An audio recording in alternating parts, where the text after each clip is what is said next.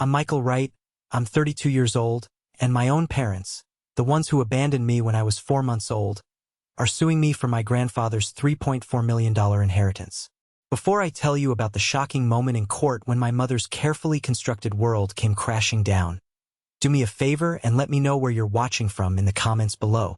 Knowing I'm not facing this alone means more than you can imagine. The air in the courtroom was thick, heavy with the kind of crushing silence that feels louder than any noise. It smelled of old paper, lemon polish, and a tension so palpable you could almost taste the bitterness on your tongue.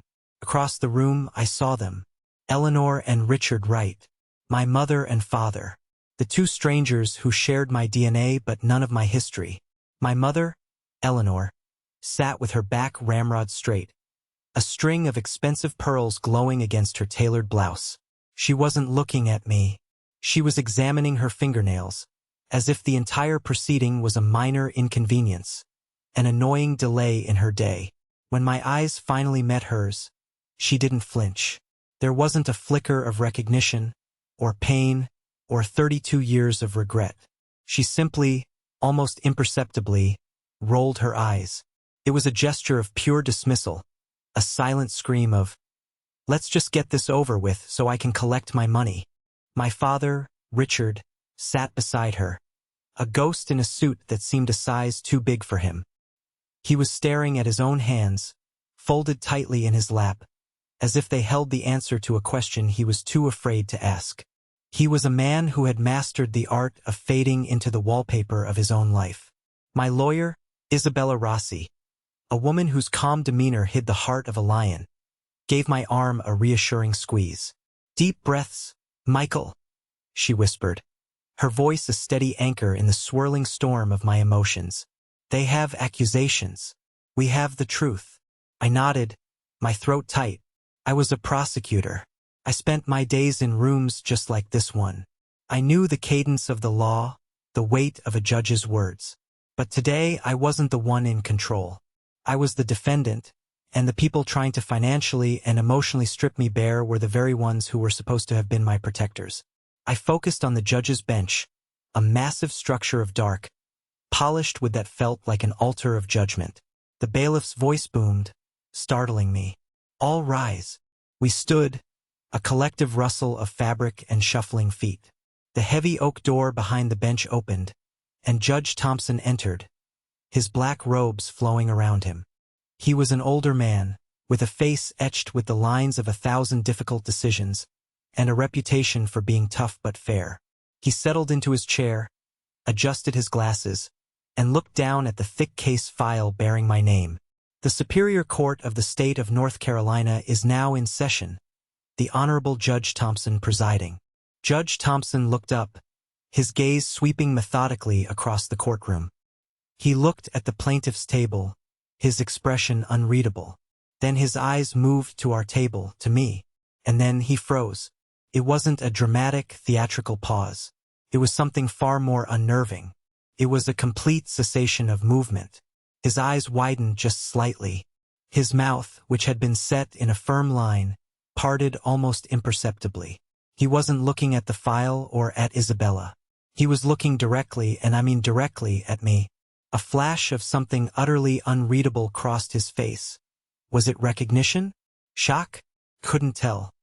He recovered in an instant, clearing his throat and looking back down at his papers. But the moment had happened. The air in the room had shifted. A seed of profound mystery had just been planted. Isabella leaned in again, her voice a barely audible whisper. "Did you see that?" I could only nod, my mind racing. I had no idea what that flicker of recognition meant, but in that instant, I felt the first sliver of something other than pure dread. It was the first sign that this day, this trial, might not go the way my parents had so arrogantly planned. But to understand why that single 2-second moment mattered, why the air in that room crackled with 3 decades of unspoken history, I have to take you back. Back to the very beginning. Back to the house with the wraparound porch and the scent of lemon poppy seed cake that was, for all intents and purposes, the only real home I ever knew. My first real memory isn't of a mother's face or a father's lullaby. It's of a smell and a sound. The rich, earthy smell of sawdust and old books from my grandfather's workshop, and the steady, rhythmic sound of him sanding a piece of wood.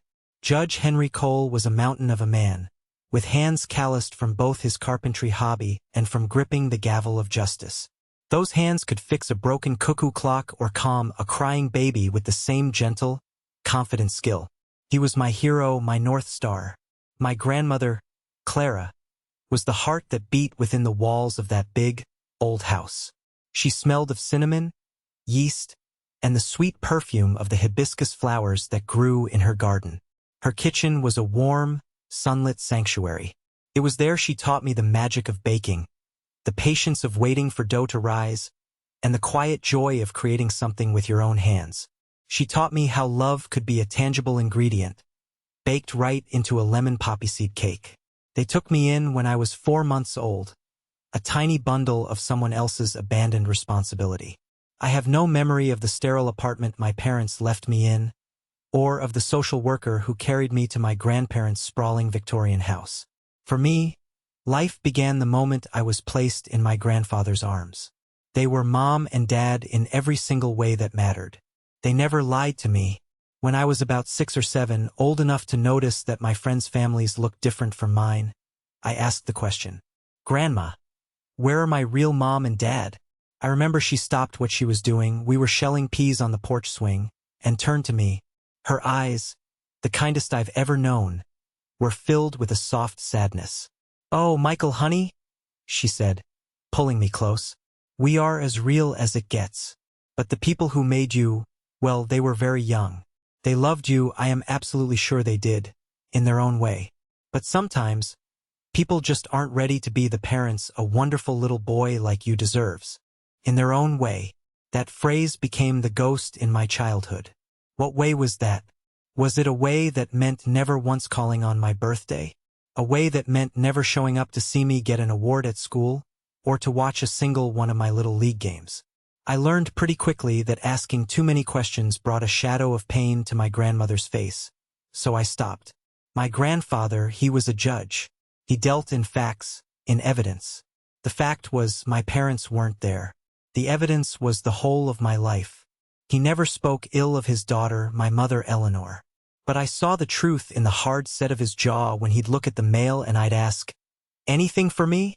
I saw it in the way he'd grip my shoulder a little tighter when we'd see a father teaching his son how to throw a spiral in the park. He taught me everything else, though. He taught me how to ride a bike on the bumpy cobblestone driveway, pushing me again and again until I finally found my balance. He taught me how to tie a Windsor knot for church on Sundays. His study was my sanctuary. Surrounded by floor-to-ceiling shelves of imposing leather-bound books, he'd sit at his massive oak desk, and I'd sit on the floor with my homework or a comic book, content just to be in the same quiet, studious space with him. "Justice, Michael," he told me one afternoon, looking up from a thick legal brief, his glasses perched on the end of his nose. "It's not about winning or losing. It's about doing what's right. Especially, and I mean especially, when it's the hardest thing to do." He was my moral compass. While other kids had fathers, I had a judge. My grandmother was my comfort. She was the one who put cartoon bandages on my scraped knees, who read The Hobbit to me a dozen times until I fell asleep, who held me tight when I had a nightmare about being lost. Her garden was our special place. We'd spend long, sunny afternoons on our knees in the dirt, planting hibiscus, their bright, cheerful red flowers a splash of pure joy against the old white fence. "Every living thing needs roots, Michael," she'd say, her hands covered in rich, dark soil. "A place to feel safe, a place to grow strong, so the wind can't blow you over." I had roots. They were planted deep, nourished by the unwavering love of my grandparents. But there was always a part of me, a quiet, hidden part, that felt untethered. A piece of my own story was a blank page, and the silence from my parents was a constant, nagging void. I was too young to understand that their silence was a deliberate choice, and I could never have imagined that one day they would choose to break that silence, not with an apology, but with a summons. They weren't coming back for their son. They were coming back for a dead man's money. Hope is a stubborn weed in a child's heart. No matter how many times you pull it, a little piece seems to survive underground. For years I held on to it. Every birthday, every Christmas, a little corner of my mind would be on high alert, listening for the crunch of unfamiliar tires on the gravel driveway. It never happened. What happened instead were the promises. Vague, hollow promises that felt like smoke, relayed through my grandmother after one of her rare, strained phone calls with Eleanor. Your mother said she would really try to make it for your 10th birthday, Michael. She's just incredibly busy with a new work project. My 10th birthday was a big deal. I was finally double digits. My grandparents went all out. They rented a bouncy castle for the backyard, and my grandmother baked a 3-layer chocolate cake. All my friends from school were there. It was loud and chaotic and joyful. My grandfather gave me a brand new, top-of-the-line baseball glove, the rich leather smelling of possibility. It was a perfect day, almost, but every time the doorbell rang, my heart would do a painful little leap, and every time, it was just another one of my friends, holding a brightly wrapped gift. A week later, a small, battered-looking package arrived in the mail. It was carelessly wrapped in brown paper. Inside was a generic-looking action figure, the kind a boy of 6 or 7 might want. I was 10. I was into video games and chapter books. The card, unsigned except for a pre-printed thinking of you, had Mom and Dad scrawled at the bottom in a stranger's handwriting. There was no note, no apology for missing my birthday. Just a cheap piece of plastic that screamed, "We don't know who you are." I remember holding it, feeling a cold, heavy wave of disappointment wash over me. It was worse than getting nothing at all. I quietly took the toy up to my room, pushed it to the very back of my closet behind a stack of old board games, and never looked at it again. That was the recurring pattern. A broken promise, followed weeks later by a thoughtless, impersonal gesture. It was like they were trying to put a tiny, store-brand bandage on a gaping wound. When I was 16, my grandmother Clara passed away after a long, hard-fought battle with cancer. The light in the house seemed to dim. My grandfather and I were adrift, 2 sailors on a suddenly much smaller, much lonelier raft. It was during that quiet, grief-stricken time, while helping him clean out her closet, that I found them, her journals. They were simple, cloth-bound books, dozens of them, filled with her elegant, looping handwriting. I knew it was an invasion of privacy, but I felt a pull I couldn't resist. I sat on the floor, surrounded by the faint scent of her perfume, and opened one. I found my own life story, told through her loving, and often heartbroken, eyes. October 5th, Michael's 8th birthday. Eleanor promised she and Richard would at least call. Michael waited by the phone all afternoon, pretending to be reading, but I saw his eyes flick to it every time he turned a page. He tried not to show his disappointment, but I saw his little shoulders slump when the sun finally went down. Henry was furious. I heard him on the phone with her late tonight. His voice was low, but I heard him say, "He is your son, Eleanor. He is not an inconvenience you can reschedule." I kept reading, my heart clenching with every entry. May 12th, Michael's first home run in Little League. He was so proud he practically floated home. I called Eleanor to tell her. She was distracted, talking about a trip to Europe she and Richard were planning. She asked, "Oh, that's nice," and then changed the subject. She didn't even ask which position he played. December 25th, Christmas. The remote-controlled car they sent arrived with a wheel broken off. Michael spent an hour with the superglue trying to fix it before giving up. He looked at me, his eyes so old for a boy of 12, and said, "It's okay, Grandma. I have everything I need right here." My brave, brave boy. How did she not see what she was missing? The journals laid it all bare. It wasn't just forgetfulness. It was a complete and utter detachment. A willful, selfish ignorance of my life. My grandparents had done their best to shield me from the raw truth of it. But here it was, in my grandmother's own elegant, aching handwriting. That was the day the last stubborn weeds of hope in my heart were finally ripped out for good. I stopped waiting by the window. I stopped listening for the phone. I carefully packed the journals into a box. They were a painful inheritance, but they were also a gift. They were irrefutable proof. Proof of my grandparents' unwavering, unconditional love, and proof of my parents' unforgivable absence. I didn't know then, sitting on the floor of that quiet closet with silent tears streaming down my face, that one day, those journals would become a critical piece of evidence in a court of law, a voice of truth speaking with perfect clarity from beyond the grave. The years after Grandma Clara's passing were a blur of high school, college, and then the grueling marathon of law school. My grandfather poured all his remaining energy into me. He was my mentor, my champion, my debate partner, and my best friend. We fell into a comfortable, unspoken routine. Every Sunday, without fail, I'd make the 3-hour drive from my campus back to his house for dinner. It was our sacred tradition, a non-negotiable anchor in my increasingly hectic life. We'd sit at the big dining room table, just the two of us, and talk about everything. My constitutional law classes, his old war stories, the state of modern politics, the abysmal season the Panthers were having. Those dinners were the fuel that got me through the week. As I got older, I started to notice the subtle, cruel erosions of time. A slight tremor in his hand when he lifted his coffee cup. The way he'd sometimes pause mid-sentence, searching for a word that used to be right there. He was getting older, and the fear of losing him was a constant, quiet hum beneath the surface of my everyday life. It was during my final year of law school, when I was buried in books and running on caffeine and anxiety while studying for the bar exam, that he called me into his study one evening. The fire was crackling in the hearth, casting long, dancing shadows across the thousands of books that lined the walls. He looked tired, the lines on his face deeper than I remembered, but his eyes were as sharp and clear as ever. He gestured to the worn leather armchair opposite his massive oak desk. "Sit down, Michael. There's something important we need to discuss." My heart did a familiar, anxious thump. This felt different. This wasn't a talk about jurisprudence or baseball. This felt heavy. He watched me for a long moment, his fingers steepled under his chin in a way that I'd seen him do 100 times. "You're going to be a fine lawyer, son," he said, his voice a low, gravelly rumble. "You have a good heart and a sharp mind. You get the heart from your grandmother." I managed a small smile.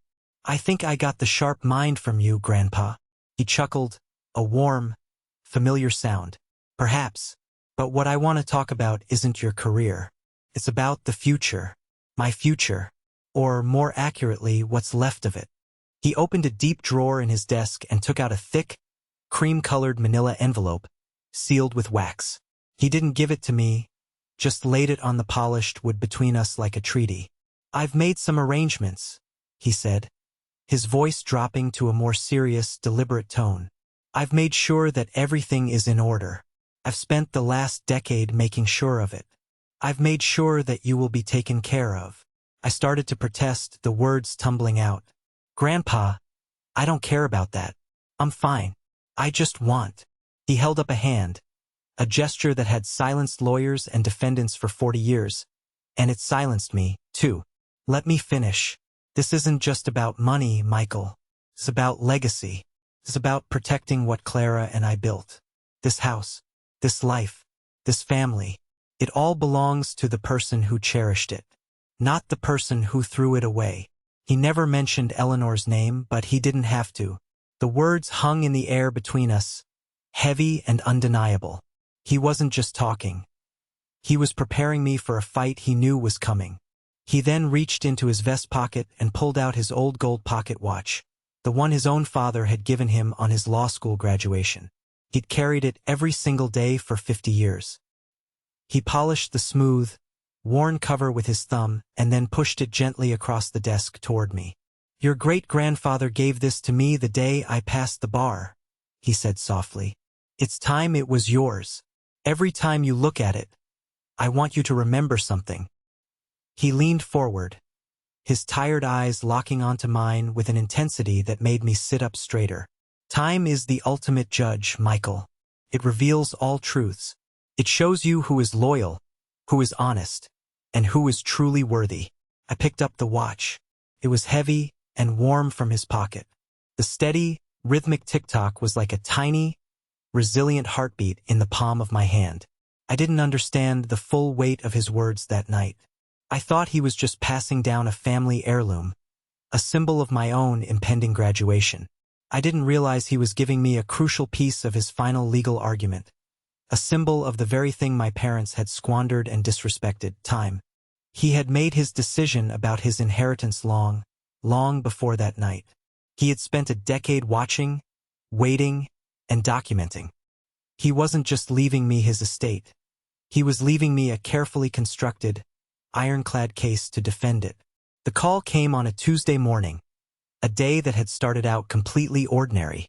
I was in my small, cluttered office at the district attorney's office, preparing for an upcoming armed robbery trial. My boss, Robert Langston, a good man who had known my grandfather for years, appeared at my doorway. His face was grim. "Michael," he said, his voice unusually gentle. "It's about your grandfather. There's been a stroke. You need to get to the hospital. Now." The world tilted on its axis. The files on my desk blurred into a meaningless swirl of color.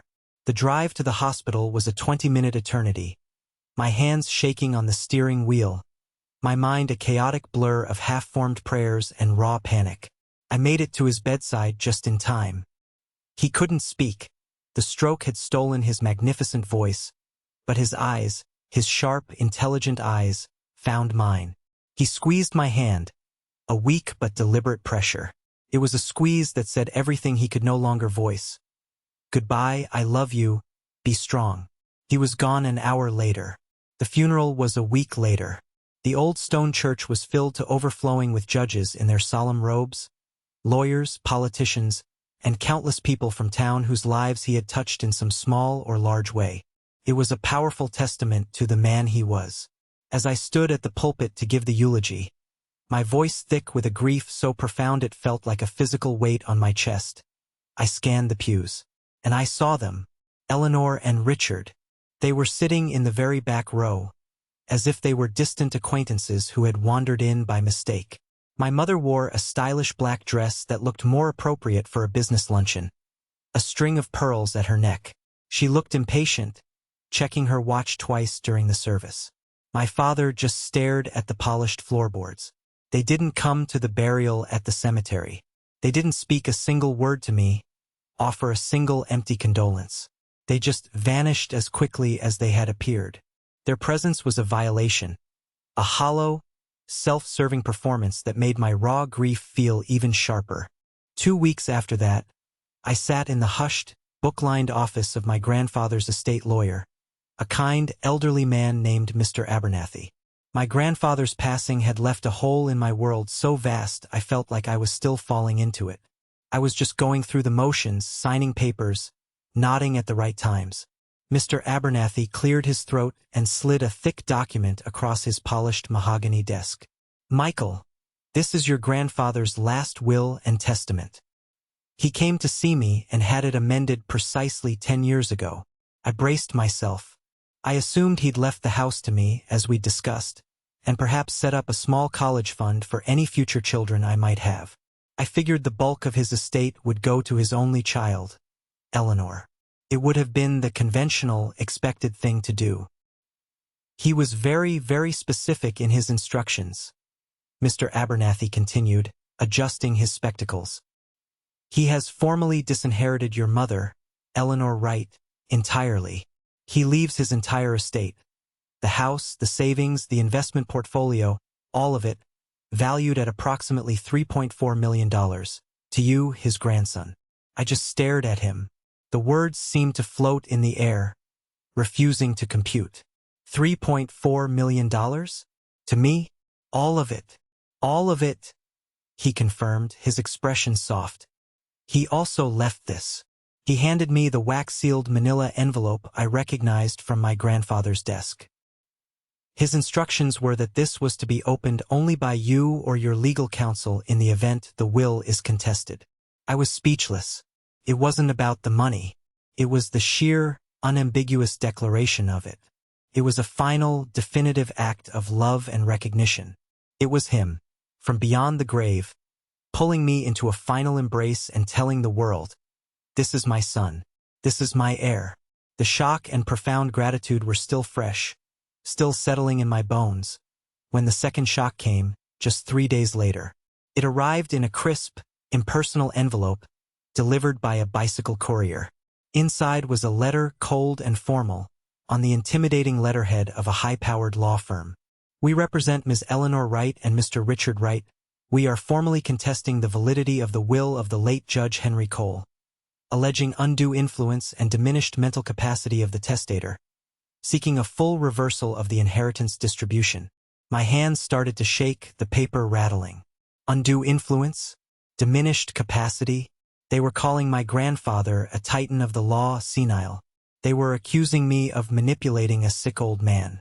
The people who hadn't seen him in years, who hadn't bothered to show up for his funeral, were now trying to paint me as a monster to get their hands on his money. That night, my phone rang, an unknown number flashing on the screen.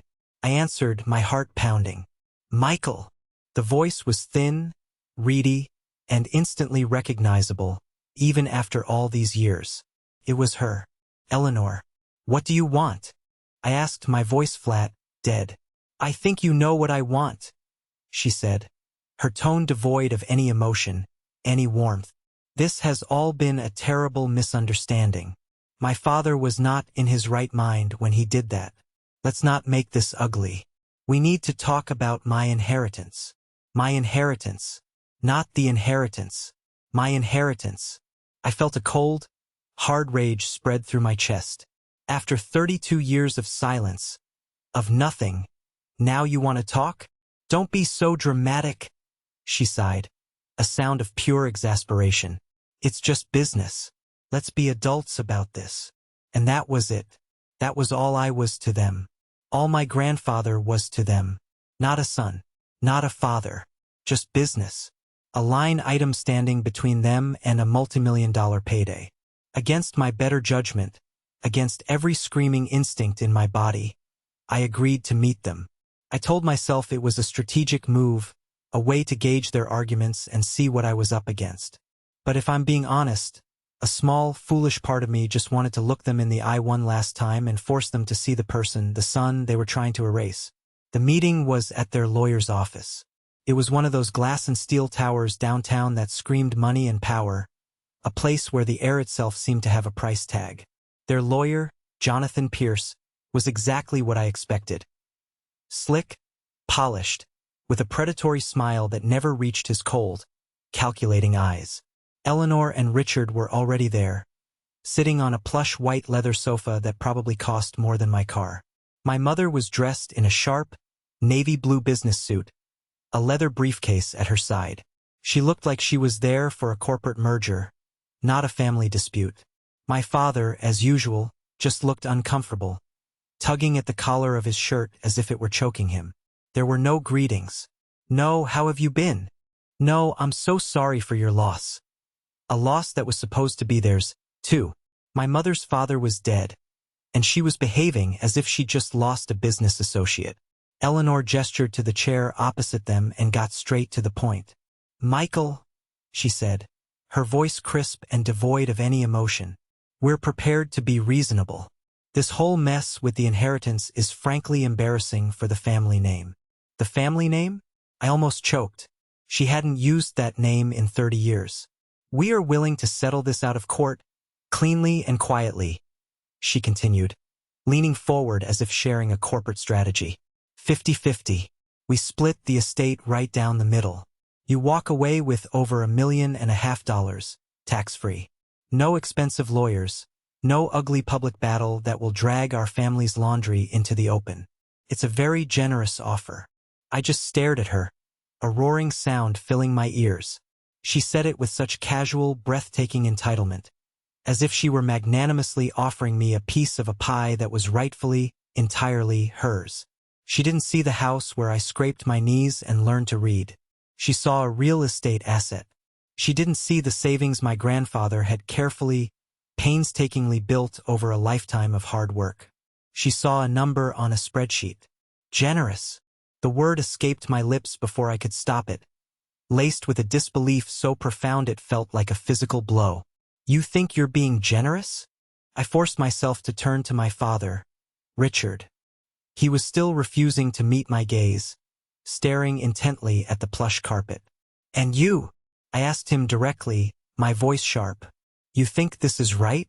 You think this is fair?" He mumbled something, his voice so low I could barely hear it. "Eleanor thinks it's what's best for everyone. Fair." I finally pushed myself to my feet, my legs trembling with adrenaline and rage. I couldn't sit there and be a passive audience to this insanity any longer. "Let me tell you what's not fair.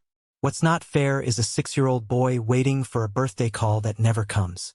What's not fair is his grandparents, who should be enjoying their retirement, having to raise their own daughter's child because she decided he was too much of an inconvenience for her new life. You two haven't been a part of my life for 32 years. You don't know my favorite color. You don't know that I'm allergic to shellfish. You don't know what I studied in college. You don't even know what I do for a living." Eleanor scoffed, a short, ugly sound. "Oh, please, spare us the violin music. This isn't about feelings. This is about what I am owed. That is my father's money. It is my birthright." That was the word that shattered the last bit of my composure. "Birthright? You gave up your birthright?" I said, my voice dropping to a dangerously quiet level. "The day you gave up your son." I looked from her cold, defiant face to my father's weak, averted one. There was nothing here for me. No remorse, no explanation, no family. Just a bottomless, echoing greed. "My answer is no," I said, my voice ringing with a finality that surprised even me. "It's not 50-50. It's not 90-10. You will not get one single red cent of his money. This isn't just an estate. It's his legacy of love and principle. And I will spend every last dollar of it defending that legacy from you." I turned and walked toward the door.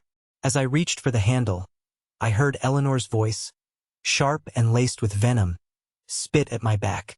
"You were always a mistake. You never should have gotten a cent."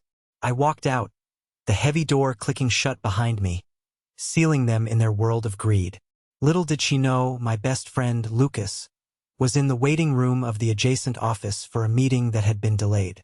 He had his headphones on, but they weren't playing music. He had heard every single poisonous word. Walking out of that opulent, sterile office building and into the bustling city street, I felt a strange and volatile cocktail of emotions.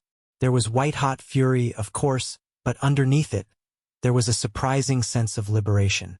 The last, stubborn thread of hope, the one I didn't even know I was still holding on to, the one that foolishly wished for some kind of deathbed reconciliation or explanation, had been decisively, brutally cut. There was no going back. This was war. I knew with absolute certainty that I couldn't fight it alone. Jonathan Pierce was a shark in a $1,000 suit. His firm was infamous for its scorched earth tactics, for burying opponents in mountains of paperwork and draining their finances with endless, frivolous motions until they simply gave up. I was a prosecutor. I knew my way around a courtroom, but my expertise was in criminal law, putting bad guys behind bars. Estate litigation was a completely different beast, a complex world of trusts, wills, and arcane legal precedent. I needed someone better than Pierce. I needed a warrior, and I knew exactly who to call. My grandfather had spoken often, and always with immense respect, of Isabella Rossi. She was a legend in the North Carolina legal community, a brilliant, tenacious trial lawyer who had a reputation for taking on the toughest cases and winning them. She had argued before the state Supreme Court multiple times. He admired her intellect and her fire. "She's a tiger in a silk blouse," he used to say with a wide, appreciative grin. Her office wasn't in a flashy downtown tower.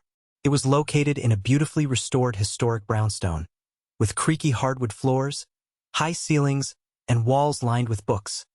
So many books, it felt less like an office and more like a library. It reminded me so much of my grandfather's study that I felt a sharp pang in my chest. Isabella Rossi herself was a petite woman in her late 50s, with sharp, intelligent eyes that seemed to see right through you, past the words you were saying and into the heart of what you meant. She listened to my entire story without a single interruption. I told her everything, the abandonment, the broken promises, the discovery of my grandmother's journals, the gift of the pocket watch, the final conversation with my grandfather, and the disastrous, insulting meeting I just left. When I finally finished, my voice hoarse, she was silent for a long time, looking out the large window at the oak tree on the street outside. For a terrifying moment, I was afraid she was going to turn me down, that the case was too messy, too personal. Then she turned back to me, and her eyes were fierce, like a hawk's. So let me get this straight. They are claiming diminished capacity and undue influence. Yes, ma'am, I said. Against Judge Henry Cole? She let out a short, sharp laugh that held absolutely no humor. I knew Henry for 30 years. That man's mind was a steel trap until the very day he died. I once saw him quote case law from 1958 verbatim in open court. And undue influence? From what you've told me, the only influence in your life has been his love and dedication when his own daughter couldn't be bothered to even send a birthday card on time. She stood up and walked over to a framed photograph on her bookshelf. It was a picture of her and my grandfather, both of them much younger, laughing together at some legal function. Your grandfather was a man of immense, unshakable integrity, Michael, she said, her voice softer now, touching the frame gently. He was my mentor when I was a young, terrified lawyer just starting out. He taught me that the law is supposed to be a shield for the innocent, not a weapon for the greedy. She turned to face me, and I could see the decision solidify in her eyes.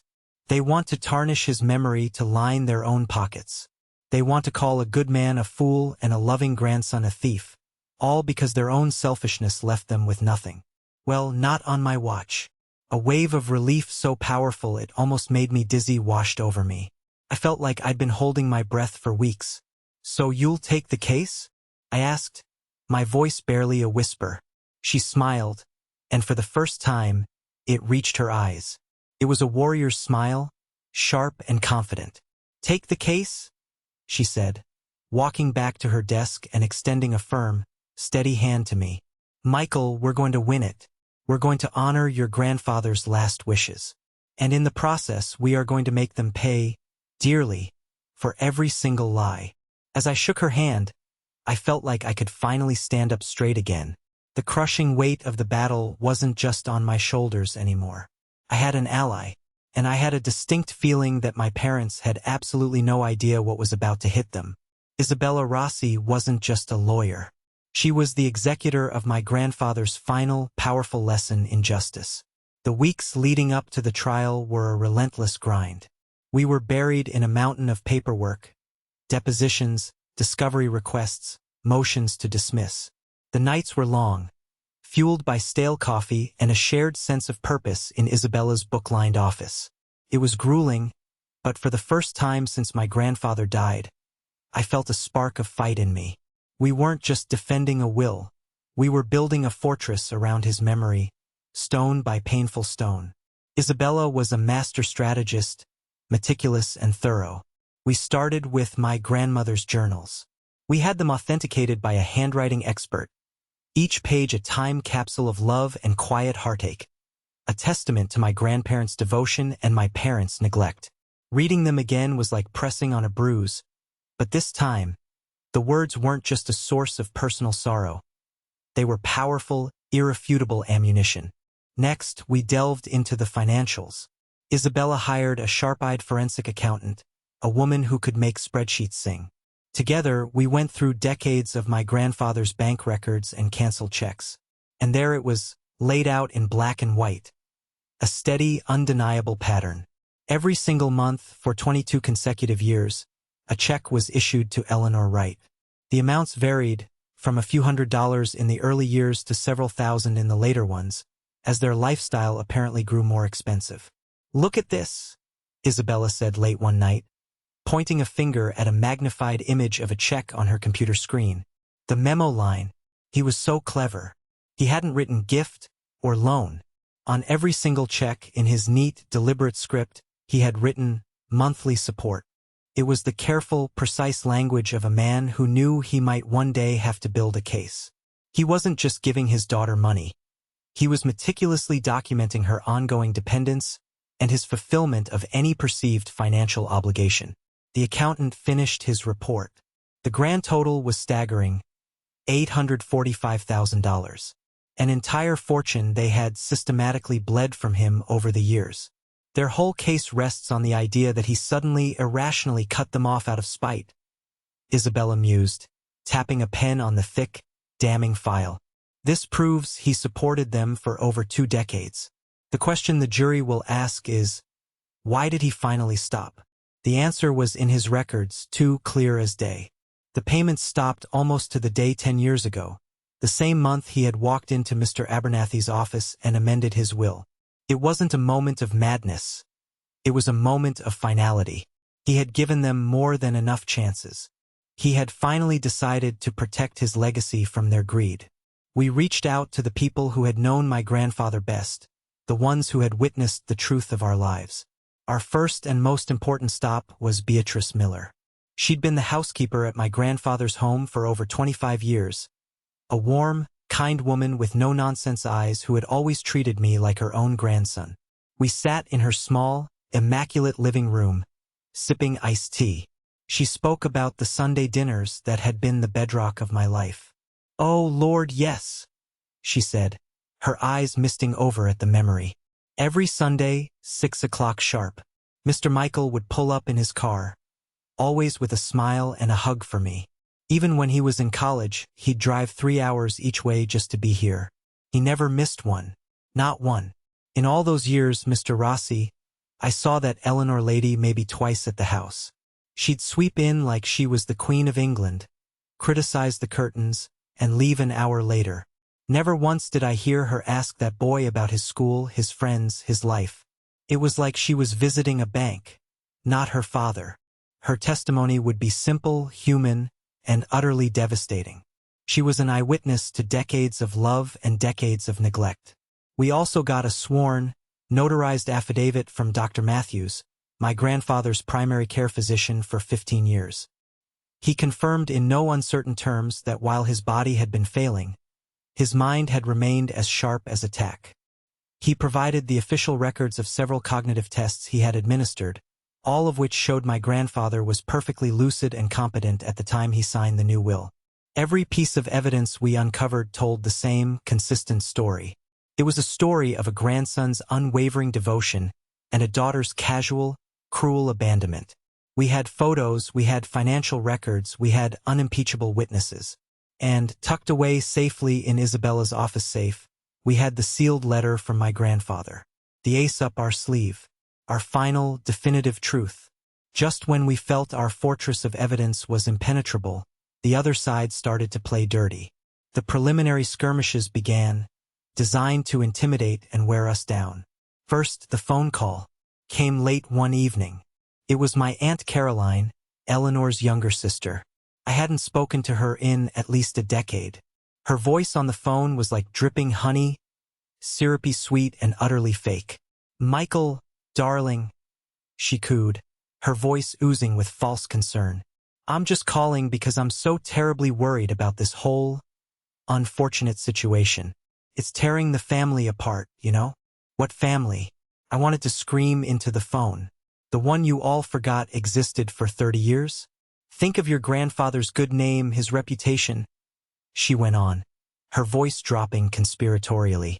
"Do you really want all of this family business dragged through the mud in public? Your mother is a very proud woman, but she is willing to be reasonable.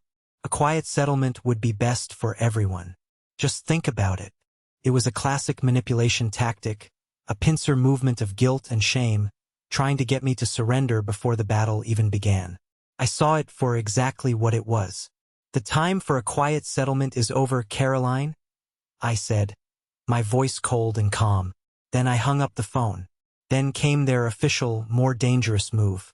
We received a formal notice from their lawyer, Jonathan Pierce. They were adding an expert witness to their roster.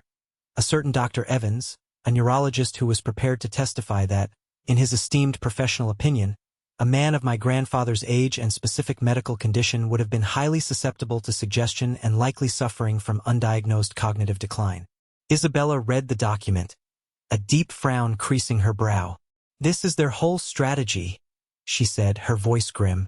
They can't prove you did anything wrong because you didn't, so they're going to try and prove your grandfather was incompetent. They want to put him on trial, not you. They're going to try and posthumously destroy the reputation of a great man. A cold, hard anger settled deep in my stomach. They were going to try to paint my hero, a respected judge, as a confused old fool, all for money. Something about this feels off, Isabella said, her eyes narrowing as she reread the doctor's name. A reputable neurologist putting his career on the line by making a diagnosis based on second-hand medical records is a huge professional stretch. There has to be more to it. She looked at her young, sharp-as-a-tack paralegal. I want you to dig into this Dr. Evans. I want to know everything. Where he went to school, his professional history, his financials, his family tree, who his third-grade teacher was. I want to know what he had for breakfast this morning. Everything. They've given us a name. Let's find out who he really is. It was a small detail, a flicker of a veteran lawyer's instinct on Isabella's part. But that one simple command, to look deeper into the background of their so-called impartial expert, would end up being the key that unlocked their entire web of lies. They thought they were laying a clever trap for us. They had no idea they had just walked straight into ours. The day of the trial finally arrived. The quiet, tense courtroom from my memory was now a stage, buzzing with the nervous energy of impending legal combat. My parents and their lawyers sat at their table, a united front of cold, corporate ambition. But I had Isabella by my side, and I had the unshakable weight of the truth. Our first witness was Beatrice Miller, the housekeeper. She walked to the witness stand slowly, a little nervous but with a look of firm resolution on her face. Isabella's questioning was gentle, allowing Beatrice to simply tell her story in her own words. Mrs. Miller, Isabella began, her voice warm and respectful. You worked for Judge Henry Cole for 25 years. Could you please describe for the court his relationship with his grandson, Michael? Beatrice smiled, a genuine, warm smile that seemed to fill the room and banish some of the cold tension. Relationship? Oh, honey, it was more than that. He wasn't just his grandson. He was his son. After Mrs. Cole passed away, that boy was the absolute light of his life. And the judge, he knew it. Michael never missed a Sunday dinner. Not when he was a teenager with friends to see, not when he was in college with exams to study for. He was there. He'd help the judge with the yard work. They'd watch the game. They'd just be together. A family. And in those 25 years, Isabella asked, her voice turning more serious, how often did you see Judge Cole's daughter, the plaintiff, Eleanor Wright? Beatrice's face hardened almost imperceptibly. Maybe a dozen times, if that. She'd call when she needed something. Money, usually. She never stayed long. She'd sweep in like she was a queen visiting the peasants, criticize the curtains or the brand of coffee I bought, and then she'd leave an hour later. I never once heard her have a real conversation with her boy. Never once asked him about school. It was like she was visiting a bank, not her father and son. The testimony was simple, human, and utterly devastating. It painted a vivid, emotional picture that no amount of legal maneuvering could refute. Next up was Dr. Matthews, my grandfather's longtime physician. He was professional, clinical, and unshakable. He presented my grandfather's medical records, including the results of several standard cognitive exams he had administered over the years. Judge Cole, while physically frail in his later years, was in full command of his mental faculties. Dr. Matthews stated firmly, looking directly at the jury. He was sharp, engaged, and in my professional opinion, perfectly and legally competent to make any and all decisions regarding his own affairs, right up until the day of his final catastrophic stroke. Jonathan Pierce, my parents' lawyer, tried his best to trip him up on cross-examination, condescendingly asking about the normal forgetfulness that comes with age, but Dr. Matthews didn't budge an inch. Our foundation was solid rock. Then it was their turn. They called their star witness, the neurologist, Dr. Evans. He walked to the stand with an air of practiced confidence, articulate and radiating authority. He presented a compelling, if entirely theoretical, argument about how a series of minor, unrecorded strokes, and general age-related conditions could impact judgment and make a person highly susceptible to manipulation. He was good, very good, and I felt that familiar knot of anxiety tighten in my stomach. Then, Isabella stood up for her cross-examination. She approached the witness stand slowly, a thin manila file in her hand. "Dr. Evans," she began, her voice deceptively calm. "You've built your entire testimony today on the premise that you are an impartial, objective expert, correct?"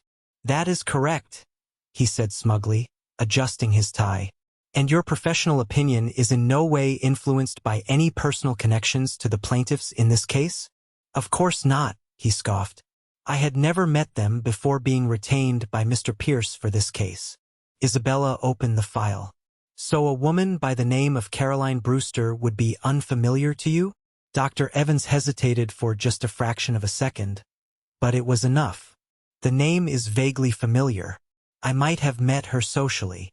"Let me refresh your memory," Isabella said, her voice turning as sharp and cold as ice. "Caroline Brewster is Eleanor Wright's sister. She is also married to a man named Thomas Brewster, and Thomas Brewster's mother's maiden name was Evans. In fact, she was your father's older sister, making Caroline Brewster's husband your first cousin. You're not a stranger, Doctor. You're family by marriage." A collective gasp went through the courtroom. Dr. Evans's face went from smug to pale to ashen in a matter of seconds. Isabella wasn't done. She pulled out a second piece of paper. "And this is a public record of a recent property lien filed against you by the IRS for $217,000 in unpaid taxes. A rather difficult financial situation, wouldn't you say, Doctor? One that a generous expert witness fee might certainly help alleviate." Pierce was on his feet, his face red, shouting, "Objection! This is irrelevant." "Overruled," Judge Thompson said, his voice like thunder. He was glaring at the crumbling witness. He opened the door himself by claiming impartiality. "She can proceed." Isabella snapped the file shut. "No further questions, Your Honor," she said, turning her back on the disgraced doctor and walking back to our table with a look of quiet, righteous triumph. The credibility of their entire case had just been utterly and publicly shattered. My mother stared at Isabella, her face a mask of pure, unadulterated fury. She had been so sure of her clever plan, so confident in her deception, and it had just blown up in her face in the most spectacular way possible. With her expert witness completely discredited, my mother's lawyer, Jonathan Pierce, made a desperate, high-risk move. He called Eleanor herself to the stand. She smoothed her skirt, took a deep, theatrical breath, and began the performance of her life. Tears, which I knew to be utterly fake, welled in her eyes as she wove a tragic tale of a distant, disapproving father. She claimed he had never forgiven her for marrying Richard, a man he considered beneath them. She painted a picture of a controlling old man who had systematically poisoned me against her, actively preventing her from having a relationship with her own son. "I tried so hard," she wept, dabbing at her dry eyes with a pristine silk handkerchief. "I called, I wanted to visit, but my father, he was a formidable man. He made it so difficult. He would always tell me that Michael was busy with school or not feeling well. He built a wall around my son, and he shut me out of my own child's life." It was a masterful performance, filled with just the right amount of pathos and victimhood. For a moment, watching her, she was almost believable. I saw a few members of the jury looking at her with sympathy. Then it was Isabella's turn. She walked toward the witness stand, not with a thick legal file, but with one of my grandmother's simple, cloth-bound journals. "Mrs. Wright," Isabella said, her voice filled with a quiet, deadly authority. "You claim you were denied access to your son. Let's look at a specific date. October 5th, Michael's 8th birthday. Do you recall your attempts to see him that day?" Eleanor faltered, her practiced tears momentarily forgotten. I don't remember the specifics. It was a very long time ago." "Allow me to refresh your memory," Isabella said, opening the journal. "I am now reading from the personal journal of your late mother, Clara Cole. October 5th, Michael's 8th birthday. I called Eleanor this morning to ask if she and Richard were coming, even just for cake. She told me they were far too busy. They had just bought a new boat and were taking it out for its maiden voyage. A boat. Apparently, a boat was more important than her son's birthday. Mrs. Wright, does that sound like a father denying you access? Or a mother making a very clear choice? Eleanor stared, her mouth opening and closing like a fish, but no sound came out. Isabella turned a page. How about May 12th, the day your then 12-year-old son hit his first home run in a little league game? Your mother called you, ecstatic to share the good news. Her journal says, Eleanor seemed bored. She changed the subject to a trip to Europe she and Richard were planning. She didn't even ask if his team won the game. You weren't shut out, Mrs. Wright. You just weren't interested. With every single entry Isabella read, another piece of Eleanor's carefully constructed facade crumbled away. The lies were being systematically stripped away, one, by the unimpeachable, loving words of her own mother. Finally, it was my turn. I took the stand, my heart pounding against my ribs. Isabella looked at me, her expression calm and reassuring. She only asked me one question. Michael, why do you believe your grandfather, Judge Henry Cole, left his entire estate to you? I took a deep breath. I looked at the judge. I looked at the jury. And then, for a brief, final moment, I looked at the two people who gave me life and absolutely nothing else. Because I stayed, I said, my voice clear and steady, ringing with the simple, undeniable truth. Through scraped knees and high school graduations and lonely Sunday nights after my grandmother died. When he got old and frail, I was the one who made sure he took his medicine. I was the one who sat with him. I stayed. They didn't. Then I looked at Isabella. My grandfather left one final thing for this exact situation. A letter. I believe it explains everything. Isabella approached the bench. Your Honor, we would like to enter into evidence this sealed envelope, written by the testator, with explicit instructions that it be opened by the court in the event of a contestation of his will. The judge examined the envelope, its wax seal unbroken, and nodded. Isabella returned to the podium, broke the seal, and began to read. My grandfather's voice, so strong and clear and full of conviction, seemed to fill the entire room through her words. To whom it may concern, she read, I have left my estate to my grandson, Michael Cole Wright, not out of any malice toward my daughter, Eleanor, but out of a deep and abiding sense of justice. He has been the son to me that she never chose to be. I am not, however, leaving her penniless. I am not that cruel. In truth, she has already received her inheritance. A confused murmur rippled through the courtroom. Isabella's voice rose, ringing with power as she read the final paragraph. Over a period of 22 years, I provided my daughter and her husband with consistent financial support totaling $845,000. Had that same amount been invested in a simple S&P 500 index fund over that same period, its value today, with dividends reinvested, would be roughly equivalent to the very $3.4 million estate she is now suing for. She has already had her share. She and her husband simply squandered it. This will does not disinherit her. It merely prevents her from taking a second helping from a pot she refused to contribute to. Silence. Complete, deafening, soul-crushing silence. It wasn't just a letter. It was a final, brilliant, devastating closing argument from the sharpest legal mind I had ever known. He hadn't just beaten them. He had exposed the very core of their greed. This lawsuit wasn't about fairness. It was about getting a do-over on an inheritance they had already received and wasted. My mother made a small, choking sound, a wounded animal noise. Her face, moments before filled with practiced tears and righteous fury, was now a slack, gray mask of utter shock and public humiliation.